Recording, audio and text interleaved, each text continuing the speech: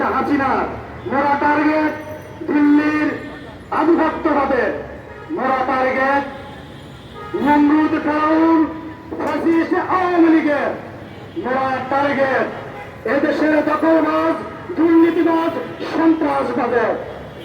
আমরা তার উল্টা বলতে চাই, যাত্রার টার্গেট আওয়ামী লীগ হটাও, যাত্রার টার্গেট দিল্লির হটাও, যাত্রার টার্গেট দখলবাজ হটাও, যাত্রার টার্গেট দুর্নীতিবাজ হটাও, যাত্রার টার্গেট আগামী দিনের সুখী সমৃদ্ধি স্বনির্ভর বাংলাদেশ গড়ার টার্গেট।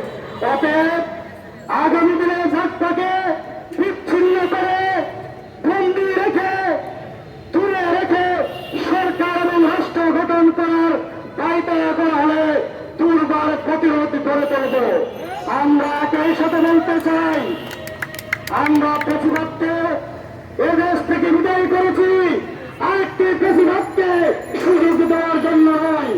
আমরা এদেশ থেকে দখলবাজ দুর্নীতিবাজদেরকে বিতাড়িত করেছি আরেকটি দখলবাজ দুর্নীতিবাজদেরকে ক্ষমতা আসার জন্য নয়।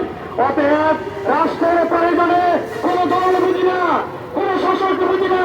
যদি ব্যক্তি ইউনুস যদি যথেষ্ট হয়, তাহলে আমি বলবো ডক্টর ইউনুসে হবে এদেশের সেরা রাষ্ট্রনায়ক, এদেশের জনগণের সেবা, এদেশের সার্বভৌমত্ব রক্ষা কবচ।